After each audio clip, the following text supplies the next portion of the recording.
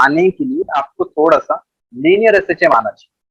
तो सभी को लीनियर एसएचएम एक बार मैं रिवाइज कर देता हूँ, थोड़ा सा ध्यान दो यहाँ पे। तो क्या होता है लीनियर एसएचएम? हमने दो बातें पढ़ी है, लीनियर एसएचएम, ठीक है, शॉर्टकट लिख रहा हूँ यहाँ पे, और एक होता है एंगुलर एसएचएम। लीनियर एसएचएम में आप एफ की जगह पे, मतलब लीनियर में तो एफ यूज करते हो, एंगुलर एसएचएम में एफ की जगह पे आप टॉर्क यूज करोगे। टॉर्क यानी टाउ का सिंबल, एफ मतलब फोर्स, टॉर्क मतलब मोमेंट ऑफ फोर्स, या फिर कपल ऑफ फोर्स, या फिर टॉर्क। यहां पे एफ इक्वल टू माइनस के एक्स होता है, तो यहां पे माइनस सी एक्स मतलब लीनियर डिस्प्लेसमेंट, यहां आएगा एंगुलर डिस्प्लेसमेंट। क्या ये बात समझ में आ गई? छोटी सी बात है बट आनी चाहिए, छोटी छोटी बातें हम कवर कर रहे हैं। तो उसमें से ये पहली बात कि एफ मतलब लीनियर और टॉर्क मतलब एंगुलर। तो आपको मैंने लीनियर वर्सेस एंगुलर बताया होगा, rotational dynamic, linear versus angular. तो आप लीनियर में एक्स यूज करते हो, एंगुलर में थीटा। लीनियर में वी यूज करते हो, एंगुलर में ओमेगा। लीनियर में एक्सेलरेशन, एंगुलर में एंगुलर एक्सेलरेशन। याद आ रहा है? लीनियर में एफ, एंगुलर में टाउ, टाउ बोलते हैं। याद आ रहा है कि सबको? छोटी सी बात है, बढ़ा जाए। यहां पे आप मास यूज करते हो, यहां पे आप इनर्शिया यूज करते हो। समझ गया? सबको याद आ रहा है क्या आपने पढ़ के रखा है? ये पढ़ के रखा है। यहाँ पे आप स्प्रिंग कांस्टेंट, यहाँ पे आप ट्विस्ट कांस्टेंट यूज करते हो। तो ये सारे सिंबल हैं, और ये सिंबल्स आप अभी देखोगे, जस्ट अभी टॉपिक हम स्टार्ट करेंगे तब आपको पता चल जाएगा। तो यही आपको आना चाहिए, यही मैं आपको पूछ रहा हूँ कि क्या आपको ये सिंबल्स याद आ रहे हैं? रोटेशनल मोशन में सारे सिंबल बताए गए हैं, और ये आपको याद आना ही चाहिए। तो चलिए स्टार्ट करते हैं एंगुलर एसएचएम। ठीक है, स्टार्ट करें। एक एक्सेलरेशन आप लिख लेते, एक्सेलरेशन आपने पढ़ा है minus omega square x, minus omega square x. तो यहां पे क्या रहेगा acceleration? Angular acceleration minus omega square theta. ठीक है, यहां पे ओमेगा का नाम आप एंगुलर वेलोसिटी यूज करते हो, तो यहां पे आप ओमेगा का नाम एंगुलर फ्रीक्वेंसी यूज करते हो। बस यही छोटा मोटा डिफरेंस है जो हमें पता होना चाहिए। बट अगर आपको ये पता है तो बेस्ट है, हम आगे बढ़ सकते हैं और टॉपिक को डिटेल में पढ़ सकते हैं। तो एंगुलर एसएचएम और उसका क्या पढ़ना है? Differential equation. अब डिफरेंशियल नहीं बताया, ये भी देखो आप। डिफरेंशियल इक्वेशन क्या पढ़ा है आपने? d2x upon dt square. क्या पढ़ा है? d2x upon dt square equal to minus omega square x, equal to minus omega square x. तो यहां पे डिफरेंशियल क्या आ जाएगा? यहां पे ऑलमोस्ट सारी चीजें सेम रहेगी, सब कुछ सेम रहेगा। बस यहां पे आपको d2 theta upon dt square equal to minus minus omega square into theta लगाना पड़ेगा, और कुछ भी नया नहीं करना। क्या सबको समझ में आ गया? बात समझ में आ गई? छोटी सी बात थी बट आनी चाहिए। ठीक है, अब यहाँ का ओमेगा भी बता देता हूं आप लोगों को। ये जो ओमेगा है ना, इस पे भी थोड़ा सा ट्विस्ट रहता है, तो जो जो ट्विस्ट है वो मैं आपको एक्सप्लेन कर देता हूँ, थोड़ा सा आप ध्यान देंगे तो आ जाए। यहाँ पे जो ओमेगा होता है वो under root K by M होता है, ये मास है। और यहाँ पे जो ओमेगा होता है वो अंडर रूट के की जगह पे सी आता है, ट्विस्ट कांस्टेंट, और मास की जगह पे इनर्शिया आता है, ये आपका सी, ट्विस्ट या तो टॉर्शनल कांस्टेंट। अभी हमने बस सिंबल्स देखे हैं, टॉपिक स्टार्ट भी नहीं किया, बस आपको मैं बता रहा हूँ कि ये सब चीजें आप देखने वाले हो। लास्ट क्वेश्चन में डाउट है साक्षी आपको? कौन सा क्वेश्चन है? कौन सा क्वेश्चन है? ये वाला क्वेश्चन है क्या? क्वेश्चन नंबर 5.11 आपके टेक्स्ट बुक का सॉल्व क्वेश्चन। साक्षी बोलो, इसमें डाउट है क्या आपको? इस सॉल्व क्वेश्चन में डाउट है क्या? ओके ठीक है, तो जो डाउट क्वेश्चन है पहले उसको देख लेते हैं, फिर हम आगे बढ़ते हैं। ठीक है, ये आपका होमवर्क था, है ना? अगर यहाँ पे डाउट आ रहा है तो ये आपका होमवर्क रहा होगा। चलो होमवर्क का सॉल्यूशन देखते हैं। इन समर सीजन, ठीक है, pendulum clock is regulated at second pendulum. चलो ठीक है, पेंडुलम, अब जो भी घर की क्लॉक है उसको सेकेंड पेंडुलम ही तो लेते हो आप, तो इसको 2 सेकेंड हमने ले लिया। It keeps correct time during winter, ये समर, अगला सीजन क्या है, विंटर। क्वेश्चन कह रहा है during winter the length of pendulum decreases, आपकी पेंडुलम की लेंथ डिक्रीज हो गई है 1% से, और बाय बोला है, तो बच्चों में L2 को 1% लिख दूं कि L2 को मैं 99% लिख दूं, बताओ। ये बाय है तो सच में कम करेंगे कि एज इट इज रखेंगे, जल्दी बोलो क्या करना है। मैंने आपको बताया था सेम टू यू और बाय वाला, तो आपको पता है अगर 2 रहता रहता तो 1% लिखते, अभी बाय है तो हमारा जो गिवन डेटा रहेगा उसमें आपका पहला वाला लेंथ तो आपको पता ही है 1 मीटर है, दूसरा वाला लेंथ आपको कितना लिखना है 99% ऑफ इनिशियल, यानी पहले वाली लेंथ क्या थी 100 थी, बाद में 1% कम हो गया, मतलब एक कम हो गया वो 99 हो गया। हाँ, एक और चीज T2 भी आपको पता होगा सेकेंड पेंडुलम का, मतलब T1 सेकेंड पेंडुलम का टाइम पता होगा। पहले टाइम पीरियड इतना था, लेंथ के बढ़ने से टाइम पीरियड बढ़ता है, यहाँ लेंथ कम हो रही है तो टाइम पीरियड कम हो गया, यानी अगला वाला 2 सेकेंड से कम आने वाला है, ठीक है। क्वेश्चन कह रहा है how much will the clock gain और लॉस, मुझे बताओ समर में स्पीड बढ़ती है कि कम होती है, समर में क्लॉक फास्ट होती है कि स्लो होती है, तो समर में क्लॉक स्लो होती है और विंटर में क्लॉक फास्ट होती है, ये आपको पता हो, समर में स्लो विंटर में फास्ट, ओके।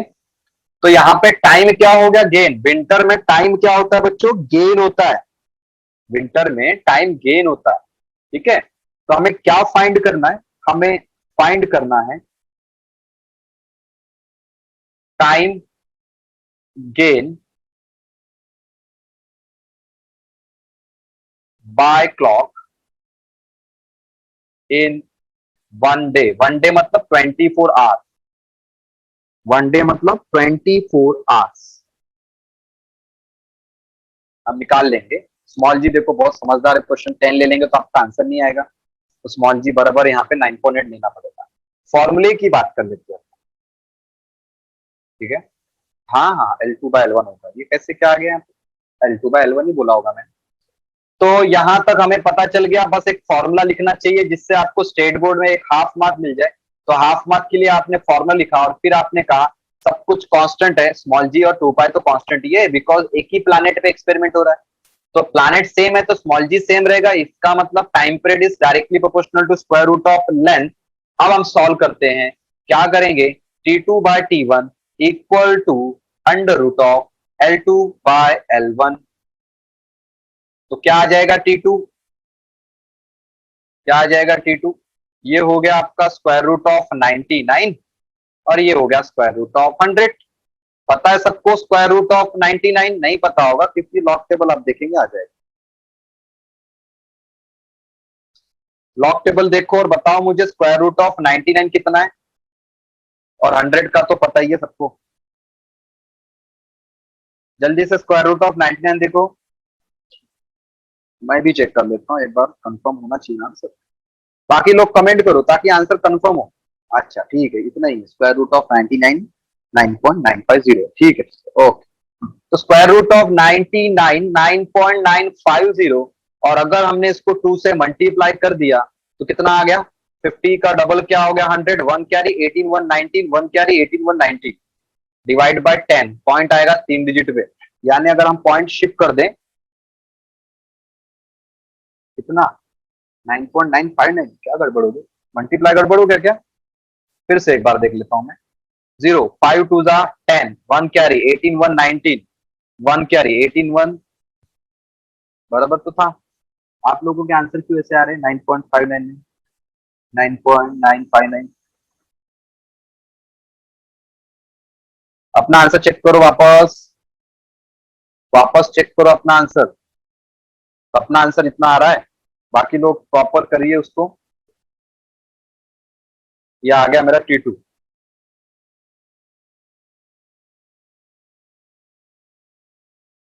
अच्छा 9.950 स्क्वायर रूट बता रहे कुछ लोग, और यहाँ पे कुछ लोग गलत बता रहे हैं, 9.959 बता रहे हैं। कहाँ देख रहे हो आप लोग?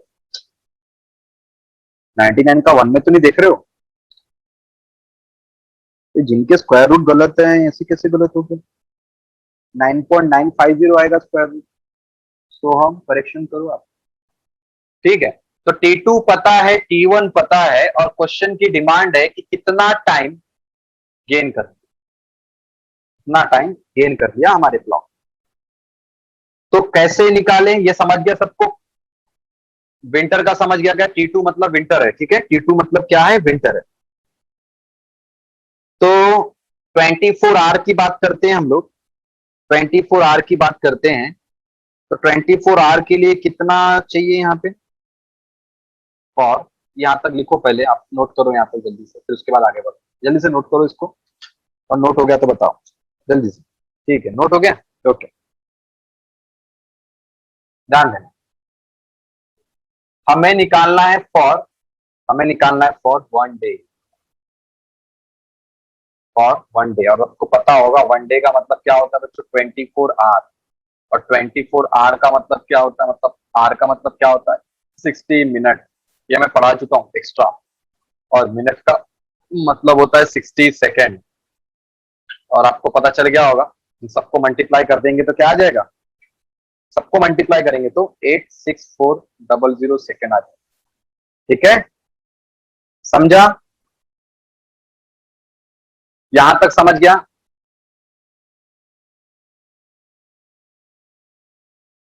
समझ गया ना यहां तक? ठीक है, ठीक है। तो in winter, in winter, in winter कितना आएगा? कोई बता सकता है? मैं सॉल्व करूं या फिर आप बता रहे हो? इन विंटर कितना चेंज हुआ? पहले तो अपना कितना था? 2 था, अब 1.99 हो गया। चेंज हुआ कितने का? 0.001 का, 0.01 का, 0.01 का चेंज हुआ कि नहीं? तो 24 आवर्स में कितना चेंज होगा बताइए? 24 आवर्स के लिए, 24 आवर के लिए जल्दी बोलो।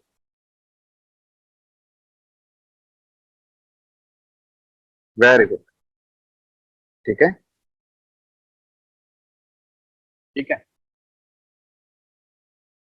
तो यहाँ पे हम इसको सॉल्व कर देते हैं। T1 - T2 इक्वल टू कितना आ रहा था अपना? 2 - 1.99 सेकेंड। तो T1 - T2 equal to 0.01 second. ठीक है, फॉर, फॉर 24 आवर या फिर 1 डे, 24 आवर यानी कि 1 डे, इट विल चेंज कितना? 0.01 इंटू 86400 सेकेंड। अब आपकी ये क्लॉक कौन सी क्लॉक है? सेकेंड क्लॉक है कि नॉर्मल क्लॉक है? तो आप कहेंगे सर ये तो सेकेंड क्लॉक है। बच्चों डिवाइड बाय 2 कर दो। ये तो पता है ना डिवाइड बाय 2 क्यों करते? सेकेंड्स क्लॉक है ना, सेकेंड्स क्लॉक है, सॉरी सेकेंड्स पेंडुलम बोलते हैं हम इसको। तो सेकेंड्स पेंडुलम है, इसलिए आप क्या करेंगे? 2 से डिवाइड करेंगे। सेकेंड्स पेंडुलम है तो 2 से क्या करेंगे? डिवाइड करेंगे। तो फाइनल आंसर क्या आएगा? कितना आएगा? 2 से डिवाइड करो इसको, 43200, इसको आप मल्टीप्लाई करेंगे 432.00 सेकेंड। क्या आंसर समझ में आ गया?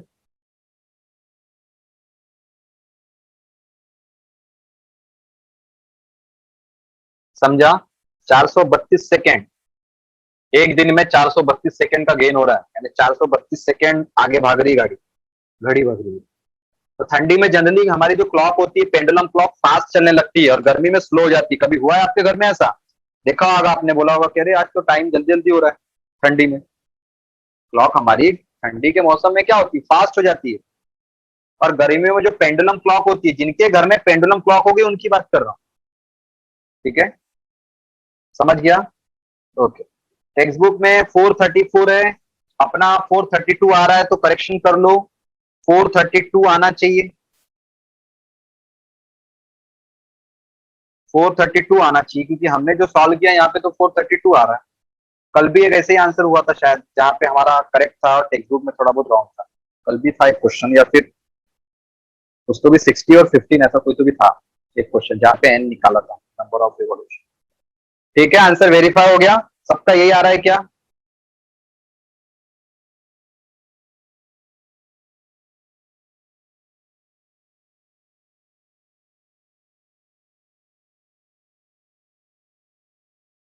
आगे बढ़े।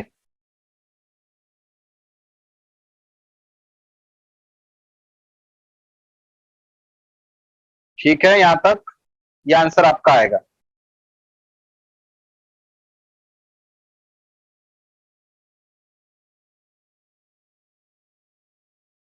चलो एसएचएम पढ़ते हैं। हाँ, तो ये डायग्राम वगैरह आपको दिख रही है, मैं ब्लैक स्क्रीन पे आपको बताता हूँ, थोड़ा इमेजिन करवाना पड़ेगा आपको। सपोज एक रिजिड सपोर्ट से मैंने ऐसे रोप बांध के रखा, रोप समझता है, रस्सी, एक रस्सी को ऐसे बांध के रखा है, ये रोप है, रोप। एक रोप को मैंने बांध के रखा है, थोड़ा इमेजिन करवा देते हैं आप लोग को। आ, हाँ ठीक है, जैसा आपका ये हैंड है ना, आपका राइट हैंड ऊपर नीचे करो। अगर आपने राइट हैंड ऊपर नीचे किया तो क्या कह सकते हो आप कह सकते हो कि सर आप हैंड को आप रोटेट कर रहे हो, समझ रहे हैं? अगर वही हाथ आपको किसी ने मरोड़ दिया, वही हाथ आपको किसी ने क्या किया, पकड़ के मरोड़ दिया, यानी क्या कर दिया, ट्विस्ट कर दिया। क्या ट्विस्ट समझ में आया पहले ये बताओ? हाथ को मरोड़ देना, या फिर टॉवेल, टॉवेल को हमने क्या किया बच्चों, मरोड़ दिया। टॉवेल को हमने पकड़ के ऐसे मरोड़ दिया, टॉवेल को निचोड़ दिया, है ना, ये भी बोल सकते हैं। हाथ मरोड़ दिया बोलते हैं, टॉवेल को निचोड़ दिया। ये समझ में आया? क्या सबको ट्विस्ट समझ रहा है क्या? रस्सी को इधर उधर कर रहे हो तो पेंडुलम जैसा ऑस्सिलेशन, इस रोप को आप right and to and fro कर रहे हो तो ये कौन सा ऑस्सिलेशन, लीनियर एसएचएम। आपको लीनियर समझ में आया क्या पहले ये बताओ? लीनियर एसएचएम क्या होता है? इस रोप को आप इधर उधर ऑस्सिलेट कर रहे हो, मीन और एक्सट्रीम पोजीशन की तरफ ले जा रहे हो, तो इसे आप लीनियर एसएचएम कहते हो। लेकिन उसी रस्सी को उसी के एक्सिस में पकड़ के मरोड़ दिया, आपने इसको क्या कर दिया बच्चों, ट्विस्ट कर दिया। सबको मरोड़ना मतलब समझ गया? मरोड़ना तो ज्यादा ही हिंदी वर्ड हो गया, या फिर क्या बोलते हो आप, निचोड़ना, है ना, निचोड़ दिया आपने, टॉवेल को निचोड़ दिया। तो ट्विस्ट का ही यही मतलब होता है कि आपने उसी चीज को पकड़ के ट्विस्ट कर दिया, किसी वायर को आपने ट्विस्ट कर दिया और आपने उसको छोड़ दिया। तो मुझे बताओ, वायर को आपने ट्विस्ट कर दिया और जैसे ही छोड़ा तो क्या वापस से अपनी पोजीशन में आ जाता है? किसी वायर को, किसी रोप को अगर पकड़ के आपने अच्छे से मरोड़ दिया, ये दिख रहा है ना सबको, यहाँ पे ट्विस्ट वाली डायग्राम सबको दिख रही है, तो इसको मैंने कर दिया ट्विस्ट, और ट्विस्ट करके मैंने छोड़ दिया, तो वापस जैसा था वैसा हो जाएगा। तो यहाँ पे आप जो एसएचएम पढ़ रहे हो, इस एसएचएम में हम किसी भी चीज को पकड़ के ऐसे ट्विस्ट कर देते हैं और ट्विस्ट करके छोड़ देते हैं, तो वापस अपनी जगह पे आ जाता है। यानी हम क्या कह रहे हैं, यानी हम ये कह रहे हैं, किसी भी चीज को उसी के एक्सिस में, फिर से एक बार, to rotate any object about it own axis, to rotate any object about its own axis, the force is required is called as torque. क्या सबको टॉर्क समझ गया? टॉर्क का मतलब, टॉर्क का मतलब होता है किसी भी चीज को उसी के एक्सिस में घुमाने के लिए लगने वाला फोर्स। क्या होता है बच्चों? टॉर्क होता है। और इसी को हम पढ़ने वाले हैं थ्योरेटिकली, और ये आपकी थ्योरी आपके स्क्रीन पे है।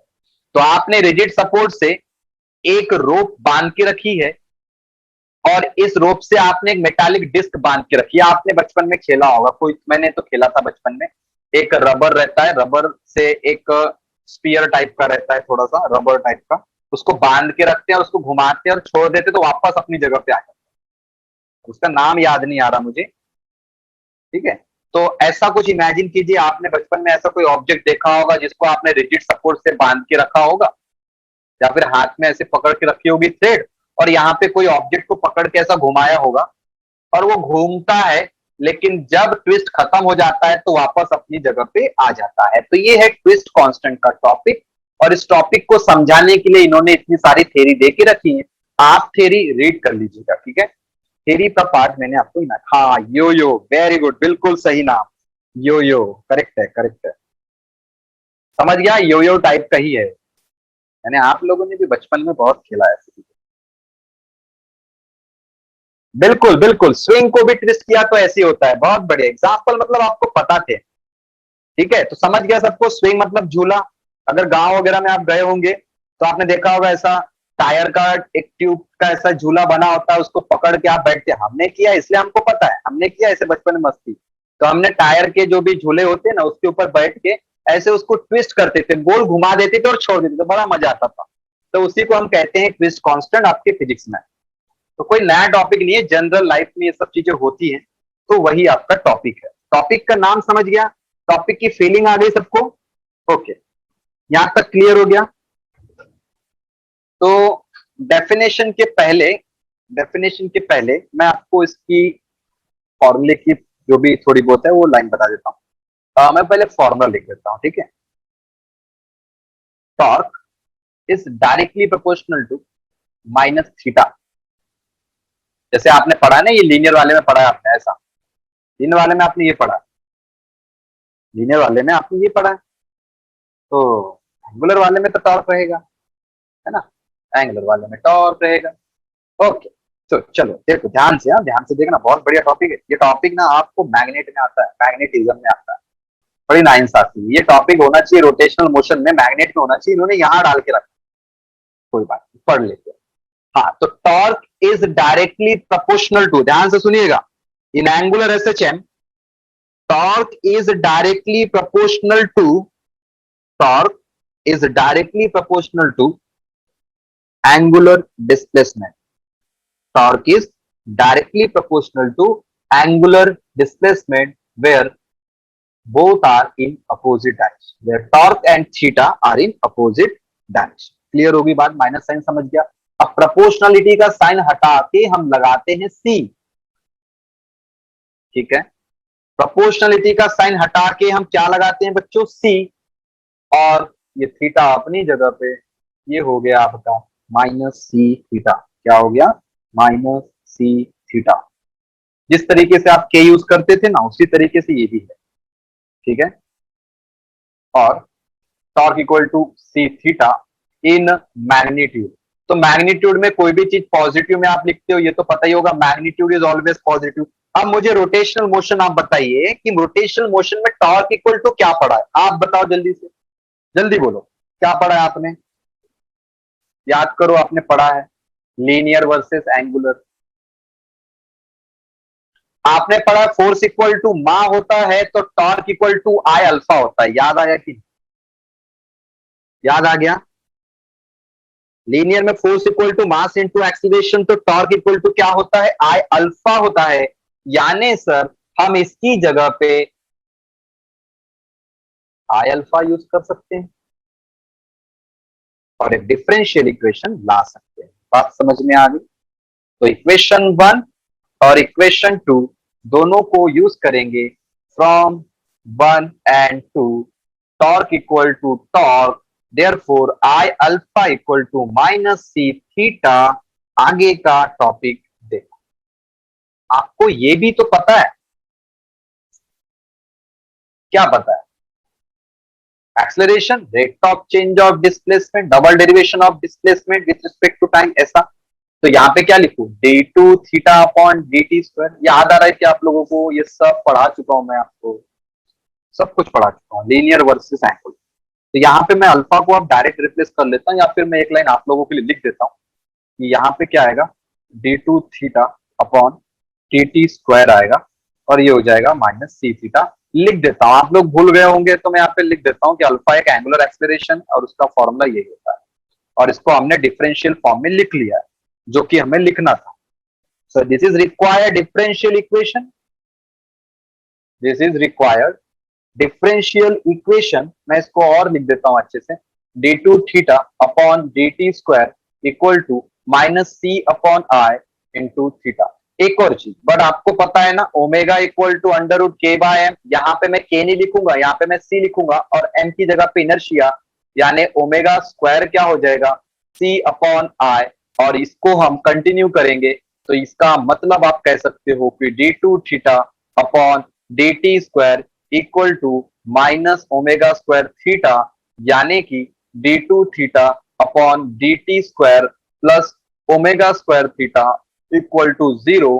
This is our required differential equation. This is our required differential equation. किसी को यहां तक डाउट होगा तो पूछ,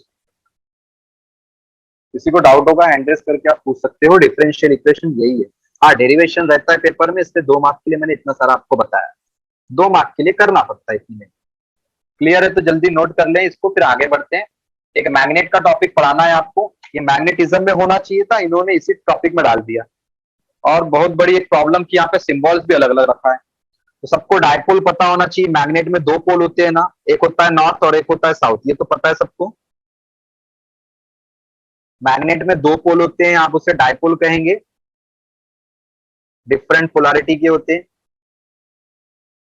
यहां तक हो गया क्या सबका? अब जो टॉपिक आप पढ़ रहे हो वो सिंपल है, उसके बाद का मैग्नेट का ना थोड़ा सा आपको नॉलेज होना चाहिए। अब आपको होगा नहीं, क्योंकि आपका क्या चल रहा होगा अभी, आपका एसएचएम वेव चल रहा है ना, आप लोगों का वेव्स चल रहा है ना एंट्रेंस में। करंट वगैरह तो नहीं हुआ होगा आपका, मैग्नेट वगैरह अभी तक नहीं हुआ होगा, मुझे नहीं लग रहा अभी तक हुआ होगा।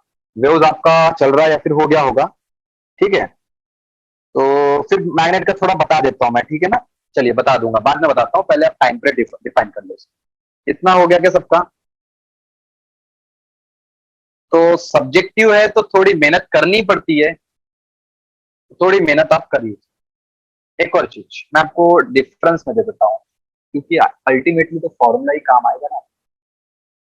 एल एस एच एम, देखो मैं डिफरेंस में दे रहा हूँ, तो ये मत बोलना कि सर इसका यूज है क्या। आप लिखो, बहुत फायदा होगा आपको, इस बहुत काम की चीज है ये फॉर्मूले की लिस्ट में आप सीधा ऐसे लिख दो, चल जाएगा।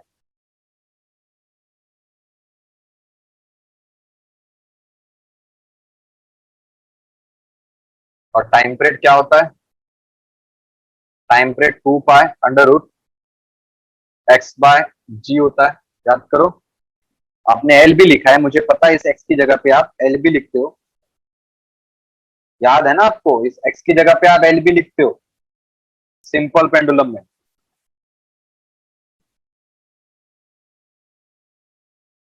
ठीक है, आ गया यार? ओके, एक और लिख देता हूं।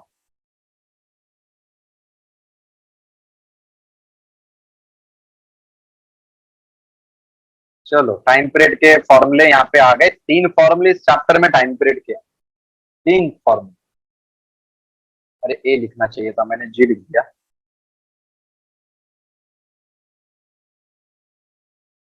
ए, ठीक है, एक्स अपॉन ए। हाँ, तो ए एस एच एम में आपने क्या क्या देखा? पहला फॉर्मूला, फोर्स, इसको कहते हैं फोर्स, तो इसको कहते हैं मोमेंट ऑफ फोर्स, या तो कपल ऑफ फोर्स, या तो टॉर्क, ऐसे 3 नाम रहते हैं। के की जगह पे सी और एक्स की जगह पे थीटा। के के बारे में भी बता देता हूं, ये ओमेगा स्क्वायर आपका क्या होगा? ओमेगा स्क्वायर इक्वल टू के बाय एम होता है। ओमेगा स्क्वायर इक्वल टू के बाय एम। तो यहाँ पे क्या होगा? इनर्शिया रहेगा। मैं इनर्शिया भी 1-2 याद करवा देता हूँ। इनर्शिया की ट्रिक तो मैं पढ़ा चुका हूँ आप लोगों को शायद। रॉड का बताया था मैंने आपको, डिस डी फॉर डबल से डिवाइड, तो फिर तो वो याद ही है आपको, उसको ठीक है, बताने की जरूरत नहीं है अभी। इनर्शिया के मैंने आपको 4-5 फॉर्मुलों की ट्रिक बताई थी आप लोगों को। और यहाँ पे भी क्या लिखेंगे आप? थीटा लिख देंगे। चलो खत्म करो जल्दी जल्दी इसको। एक्सलेरेशन, एंगुलर एक्सलेरेशन, और ओमेगा का वैसे ही रखो, यहाँ रख दो थीटा। फोर्थ फॉर्मूला क्या होगा टाइम पीरियड का? देखो टाइम पीरियड का फॉर्मूला क्या होगा? T equal to 2 pi under root M की जगह पे इनर्शिया, सी की जगह मतलब के की जगह पे थीटा। इसका नाम इनर्शिया और इसका नाम ट्विस्ट या तो torsional constant. Very important list, फॉर्मूले की जो लिस्ट है ये बहुत ही इंपॉर्टेंट है। ये आप स्क्रीनशॉट ले लो और अपने फॉर्मूले की लिस्ट में लिख लो, बहुत काम आएगा। ये वाला बताया नहीं आपको, ये भी लिख लो आप, का नंबर ऊपर नीचे हो गया। फिर फोर्थ, टी इक्वल टू 2 पाई, क्या आएगा बच्चों एक्स की जगह पे? थीटा, एक की जगह पे अल्फा। समझा क्या? समझा? चौथा पांचवा ऊपर नीचे हो गया, आप उसको सही तरीके से कर लीजिएगा। तो लीनियर वर्सेस हो गया एंगुलर, और हमें इतना पता होना चाहिए। अब हम पढ़ते हैं छोटे से मैग्नेट के बारे में, और मैग्नेट का नॉलेज आपको है, थोड़ा बहुत तो है। तो क्या क्या है देखो, इस डायग्राम आ जाएगा सब। तो सबसे पहले आपको पता है कि मैग्नेट में बच्चों क्या होते हैं, दो पोल होते हैं। आपको बहुत सारी चीजें बतानी है अभी मुझे। तो बच्चों मान लीजिए ये आपका मैग्नेटिक फील्ड का डायरेक्शन क्या होता है। मैग्नेटिक फील्ड का डायरेक्शन ये पैरेलल है तो यूनिफॉर्म डायरेक्शन, ठीक है। इक्वल स्पेसिंग है इनके बीच में। अभी पैरेलल अनपैरेलल बता देता हूं। सपोज ये ऐसा मैंने लिखा है और एक मैंने ऐसी लिखी है, ठीक है। इसे कहते हैं नॉन यूनिफॉर्म और इसे कहते हैं यूनिफॉर्म। क्यों ऐसा? क्योंकि जो ये लाइंस दिख रही है आपको, ये मैग्नेटिक लाइन, सपोज यहाँ पे नॉर्थ पोल है और यहाँ पे साउथ पोल है, ठीक है। तो नॉर्थ पोल से साउथ पोल मैग्नेटिक लाइंस निकलती है, सबको पता है। नॉर्थ पोल से south pole outside magnetic line जो आउटसाइड निकलती है वो from north pole to south pole जाती है। तो यहाँ पे देख सकते हो मैग्नेटिक लाइंस में इक्वल स्पेसिंग नहीं है, इनके बीच की जो गैप है इक्वल नहीं है, लेकिन यहाँ पे गैप कैसी इक्वल है। तो मैं कह सकता हूं ये यूनिफॉर्म है। अगर मैग्नेटिक फील्ड है तो बी लिखेंगे, समझ गया। और अगर चार्ज है तो इलेक्ट्रिक फील्ड रहेगा तो ई लिखेंगे आप। तो आपको दो चैप्टर है, एक है मैग्नेट वाला और एक है इलेक्ट्रोस्टैटिक चार्ज वाला। अभी हमारे काम का सिर्फ मैग्नेट है, तो हमने कहा कि ये यूनिफॉर्म मैग्नेटिक फील्ड, एक जैसी मैग्नेटिक फील्ड, और ये non uniform magnetic field. Non uniform का एक और एग्जांपल देता हूं। एक ऐसी जा रही है, एक ऐसी जा रही है, एक ऐसी जा रही है, समझ गया नॉन यूनिफॉर्म। तो इसको भी हम कह सकते हैं non uniform magnetic field. Capital B का नाम होता है मैग्नेटिक फील्ड। ये था बेसिक, जो कि मुझे लगा जरूरी है इसलिए बता दिया आप लोगों को। तो इसे नॉन यूनिफॉर्म और यूनिफॉर्म में डिवाइड कर। अभी आपके डायग्राम में यूनिफॉर्म ही है, देखिए आपके डायग्राम, ये डायग्राम में आप देख सकते हो यूनिफॉर्म मैग्नेटिक फील्ड है। तो यहाँ पे कहीं तो भी नॉर्थ होगा और यहाँ पे कहीं तो भी साउथ होगा। यहां तक समझा? सिर्फ मैं लाइन की बात कर रहा हूं, इसके अंदर जो मैग्नेट आपको दिख रहा है मैं उसकी बात नहीं कर रहा हूं। तो यहाँ पे कहीं तो भी क्या होगा, नीचे के साइड में नॉर्थ होगा और ऊपर के साइड में क्या होगा, साउथ। तो इस तरीके से मैग्नेटिक लाइंस निकल रही है। और अगर हमने मैग्नेटिक लाइंस के बीच में कोई मैग्नेट रखा तो बच्चों वो घूमना स्टार्ट करेगा, घूमना स्टार्ट करेगा। यानी क्या पता चला, magnetic field use to rotate. किसी भी चीज को घुमाने के लिए मैग्नेटिक फील्ड का काम आता है, और इलेक्ट्रिक फील्ड का काम होता है किसी भी चीज को एक्सलरेट करना। जैसे कॉपर के वायर में अगर हम बैटरी लगा दे तो उस वायर के अंदर के इलेक्ट्रॉन एक्सलरेट हो जाते हैं। पता है कि नहीं पता है? करंट, इलेक्ट्रिसिटी, करंट पता है ना। अगर कॉपर के वायर को मैं हाथ पकड़ू बिना बैटरी के तो करंट लगेगा क्या? नहीं लगेगा ना। और वही कॉपर के वायर को मैंने बैटरी से लगा दिया, तो आपको पता है जैसे ही कॉपर के वायर को बैटरी से लगाया तो कॉपर के वायर में कौन है, कॉपर के वायर के अंदर रैंडम मोशन में ट्रैवल कर रहे हैं इलेक्ट्रॉन। तो कॉपर के वायर में जो इलेक्ट्रॉन ट्रैवल कर रहे थे वो बैटरी की वजह से क्या हो गए, मोशन में आ गए, एक्सलरेट हो गए। तो आपको ये छोटी सी बात बस ध्यान में रखो, भूल भी गए तो कोई बड़ी बात नहीं, आगे आने वाला है आपको। तो इलेक्ट्रिक फील्ड का काम क्या होता है, एक्सलरेट करना, और मैग्नेटिक फील्ड का काम क्या होता है, रोटेट करना। किसी भी चीज को घुमाने के लिए मैग्नेटिक फील्ड और किसी भी चीज को भगाने के लिए इलेक्ट्रिक फील्ड। क्लियर?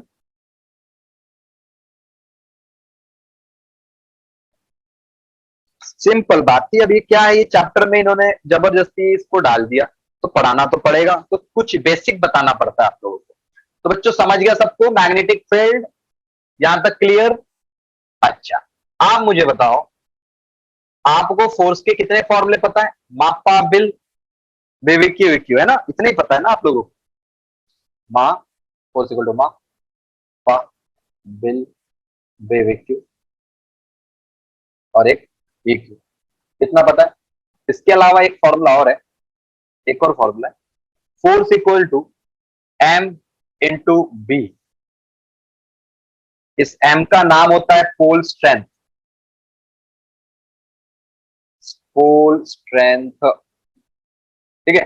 और ये होता है मैग्नेटिक फील्ड, मैग्नेटिक फील्ड। बहुत सारा है इसमें बेसिक, डायरेक्ट बता दूंगा तो आप एक एक चीज पूछोगे, सर ये क्या है, कहां से आया, ये क्या है, कहां से आया। इतना सारा बताने से अच्छा मैं आपको ये बता दूं। आप देखो यहाँ पे, ये देखो, ई क्यू को मैं सीधा कर देता हूँ, ई क्यू,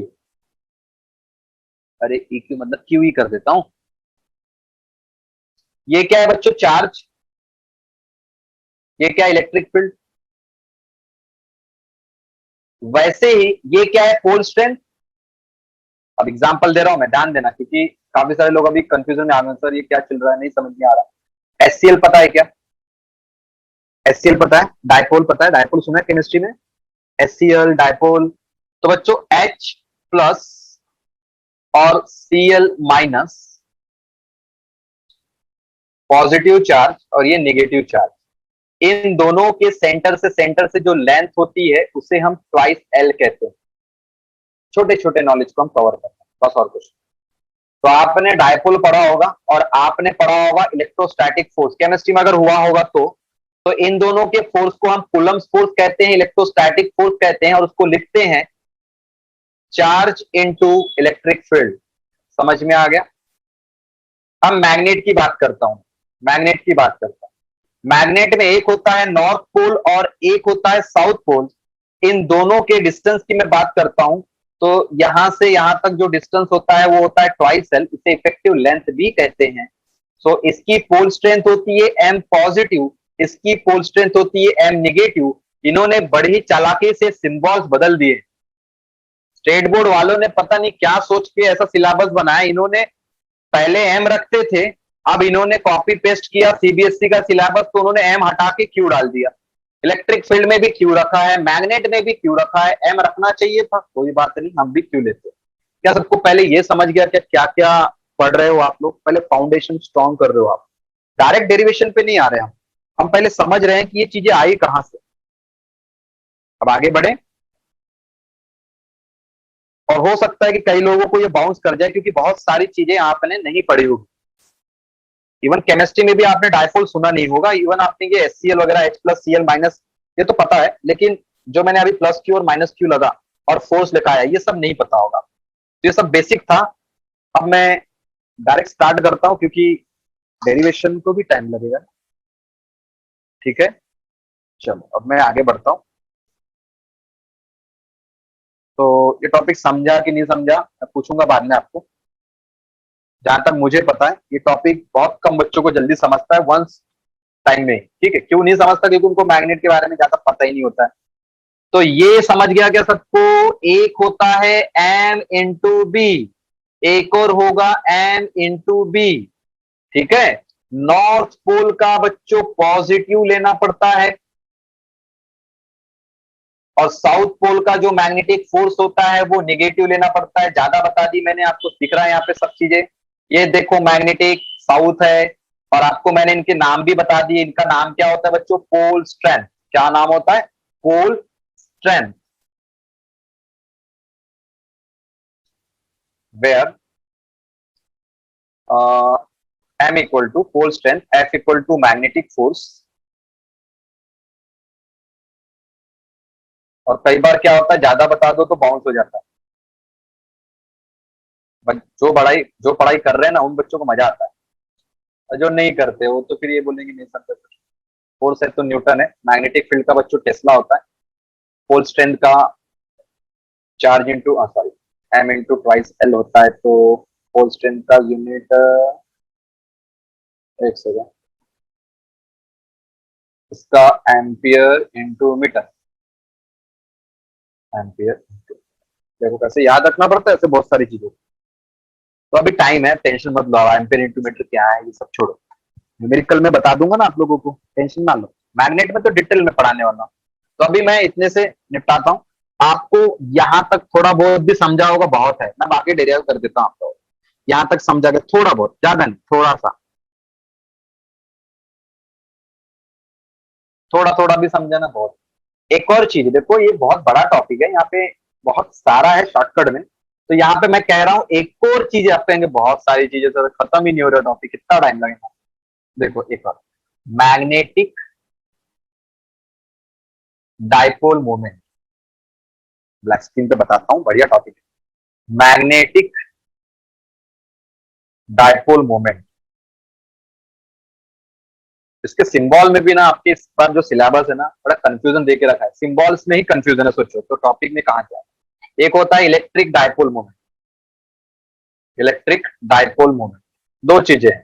केमिस्ट्री में आपने अभी थोड़ी देर पहले कमेंट करके बताया था, सुना है डायपोल वर्ड आपने बोला ना, सुना है, तो आपको मैं केमिस्ट्री से लेके चलता हूँ। इलेक्ट्रोस्टैटिक दैट इज चार्ज के बारे में जब आप पढ़ेंगे तब, और एक होता है मैग्नेट, मैग्नेटिज्म, ठीक है। तो इलेक्ट्रिक डायपोल मोमेंट का सिंबल मेरे हिसाब से तो आपने पी लिया होगा, म्यू भी लेते हैं आप, मुझे नहीं पता आप क्या लेते हो, केमिस्ट्री में कौन सा सिंबल लेते हो, म्यू लेते हो क्या?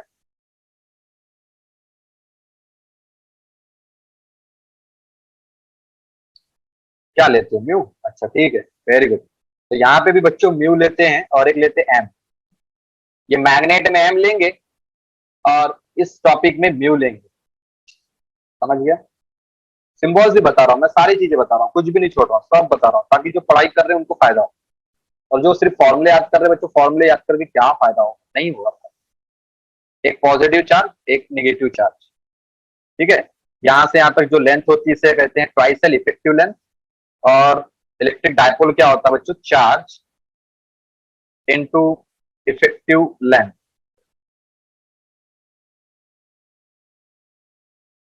तो बच्चों इसका यूनिट हो जाएगा कूलम, सॉरी कूलम लिखना था, कूलम इंटू मीटर, ठीक है। क्या यूनिट हो जाएगा इसका, कूलम इंटू मीटर, तो कूलम इंटू मीटर, ठीक है। हाँ, और हो गया, इतना बता दिया मैंने आपको, सफिशिएंट इतना। मैग्नेटिक डायपोल मोमेंट की बात करता हूं, तो यहाँ पे चार्ज आता है, यहाँ पे आता है pole strength, pole strength into effective length, effective length, यानी अभी म्यू ले रहा हूं मैं सिंबल, यानी म्यू इक्वल टू क्या होगा, एम इंटू ट्वाइस एल, पहला फॉर्म, पहला। दूसरा होता है, दूसरा होता है और एक है magnetic dipole moment equal to current into area,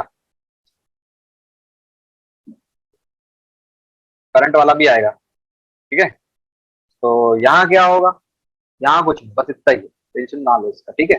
तो इसका यूनिट बताना था आप लोगों को, इसका यूनिट क्या होगा, फोर स्ट्रेंथ का, इसका यूनिट देख लो आप, ये मैंने क्या लिखा, इसको म्यू लिखा है ना, तो इसका एम्पियर इंटू मीटर होता है, और इसका क्या होता है, मीटर। बच्चों इसका यूनिट क्या हो जाएगा फिर, यूनिट क्या हो जाएगा, एम्पियर इंटू, अरे एरिया का एम्पियर, एरिया सॉरी, करंट का एम्पियर, एरिया का मीटर स्क्वायर, समझ गया ना सबको। यहाँ पे भी एम्पियर इंटू मीटर स्क्वायर आ जाएगा, और यहाँ पे भी एम्पियर इंटू मीटर स्क्वायर आ जाएगा। इतना क्लियर है क्या, मैंने बहुत डिटेल बता दी, इतना डिटेल जरूरी नहीं होता, बट आगे पढ़ाना है तो अभी ही पढ़ा दूं, बेटर है यहाँ पे ज्यादा क्लियर रहे, ठीक है, समझा। अच्छा, टॉर्क का भी एक फॉर्मूला है, वो भी बता देता हूँ। Third number, torque, torque, torque का यहाँ पे जो फॉर्मूला है वो होता है P इंटू ई, यानी charge into twice L into electric field, और यहाँ पे टॉर्क का फॉर्मूला होता है M इंटू ट्वाइस एल, बताया नहीं मैंने, डायग्राम नहीं बनाई, ये नॉर्थ पोल और ये साउथ पोल, ये पोल स्ट्रेंथ M पॉजिटिव, इसकी M माइनस, और यहाँ से यहाँ तक होती है ट्वाइस एल। चलो ठीक है, डायग्राम बन गई, तो M इंटू ट्वाइस एल हो गया। और इससे मैं एक और फॉर्मूला ले लेता हूँ, P मतलब आपको समझ गया होगा ना, P ले लिया मैंने, म्यू आपने पढ़ा है, ठीक है। P और म्यू जो दो जो लेना है वो ले लो आप, चलता है। यहाँ पे मैं ले लेता हूँ म्यू, सिंबल बता दिया ना मैंने पहले ही आपको, यही होता है। तो बच्चों यही फॉर्मूला हमको डिराइव करना था, खत्म होगी कहानी का, पूरा फिनिश, यही करना था, टॉर्क ही निकालना था। न्यूमेरिकल बड़े लेवल पे है, थेरी बहुत छोटे लेवल पे देके रखी टेक्स्ट बुक में, थेरी इतू से देके रखी, न्यूमेरिकल इतना वाला देके रखा है, तो जल्दी नहीं समझता, इसलिए समझाने के लिए ये सब किया है। ओके, अब आते हैं अपनी मेन डायग्राम में। बहुत सारी थ्योरी के बाद फाइनली अब टॉपिक आपका फिनिश हो जाएगा, 2 मिनट और लगेंगे, क्लास खत्म, ठीक है, 2 मिनट और। आज का टॉपिक काफी लेंथी चला गया, एक छोटी सी बात बताने के लिए इतना सारा समझाना पड़ा। तो यहाँ पे यूनिफॉर्म मैग्नेटिक फील्ड, और इस यूनिफॉर्म मैग्नेटिक फील्ड में एक आपका, पहले आपका मैग्नेट ऐसा था, पहले आपका मैग्नेट ऐसा था, जैसे ही ये मैग्नेटिक फील्ड में आया, जैसे ये मैग्नेटिक फील्ड में आ गया तो क्या हो गया बच्चों, डिफ्लेक्ट हो गया। क्या ये बात समझ में आ गई सबको, ये मैग्नेटिक फील्ड में आने के कारण ऐसा हुआ है, पहले आपका ऐसा था विदाउट मैग्नेटिक फील्ड, और ये due to magnetic field. Magnetic field के कारण ये रोटेट हो रहा है एंटी क्लॉकवाइज, ठीक है, क्योंकि मैग्नेटिक फील्ड नीचे से लग रही तो ऊपर ही जाएगा ना। अगर मैग्नेटिक फील्ड ऊपर से आती तो नीचे झुकता ही है, लेकिन मैग्नेटिक फील्ड नीचे से ऊपर लग रही है, ऐसा है ये बात। तो यहाँ पे आप देख सकते हो, ये इसका एक्सिस आपको दिख जाएगा, dot dot dot dot dot, ये आपका एक्सिस बन गया। यहां से यहां तक जो लेंथ होती है उसे हम कहते हैं effective length, that is twice L, ठीक है। और ये जो भी आपका एंगल यहाँ रोटेट हो रहा है ये थीटा, तो अगर ये थीटा तो बच्चों ये भी थीटा, बात समझ में आई? ये थीटा तो ये भी थीटा, और क्या, इतना ही तो था, ठीक है। जो थीटा होता है बहुत ही छोटा होता है, डायग्राम में आपको भले ही बहुत बड़ा दिख रहा होगा रोटेशन, पर थीटा बहुत छोटा होता है, ओके, ठीक है। तो यहां से इसको तो हटा देते हैं पहले, ये ट्वाइस एल है, याद रखो ये लेंथ जो है ना ये ट्वाइस एल है, इसका ही यूज होने वाला आ गया। तो यहां से अगर मैं ये एंगल की बात करूं तो बच्चों कितना ऊपर उठा होगा, थीटा ऊपर उठा होगा ना। कितना ऊपर उठा है, थीटा ही तो ऊपर उठा है। पहले हॉरिजॉन्टल था 0 डिग्री पे, थीटा एंगल ऊपर उठ गया, थीटा एंगल ऊपर उठ गया। तो मुझे बताओ बच्चों, टॉर्क यानी होता क्या है? टॉर्क यानी क्या? Force into perpendicular distance from the axis of rotation. Perpendicular distance है कितना?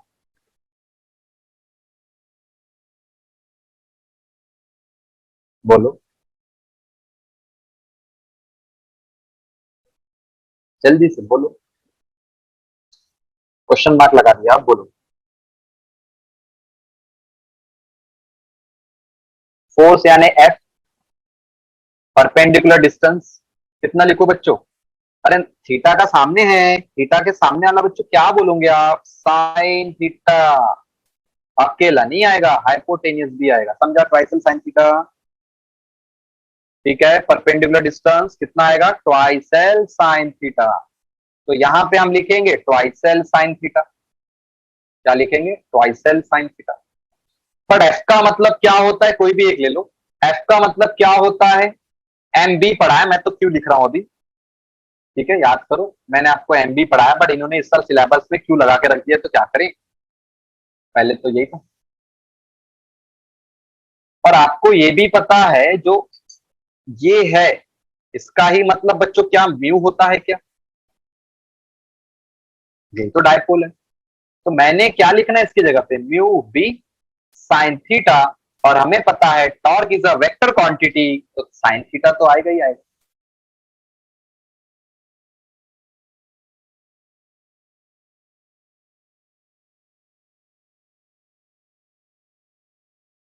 समझा?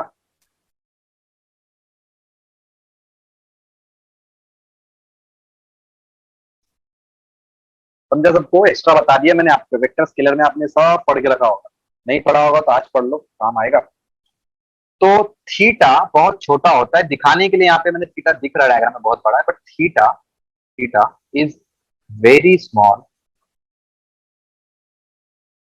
therefore sin theta is nearly equal to theta। यानी टॉर्क इक्वल टू क्या आएगा? Mu B theta. यहाँ तक क्लियर है क्या सबको? यहाँ तक क्लियर हो गया?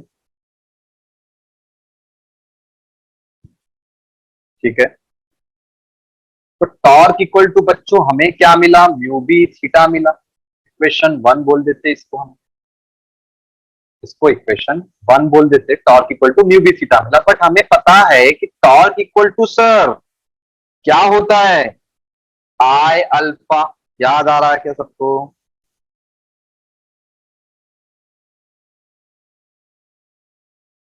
याद आया? ठीक है। एक और चीज, also, also torque equal to minus mu B theta. कोई बताएगा माइनस क्यों लगा दिया मैंने एकदम से? अभी तक तो प्लस चल रहा था, माइनस क्यों लगाया? क्यों ऐसा माइनस लग गया? क्या इंडिकेट करता है?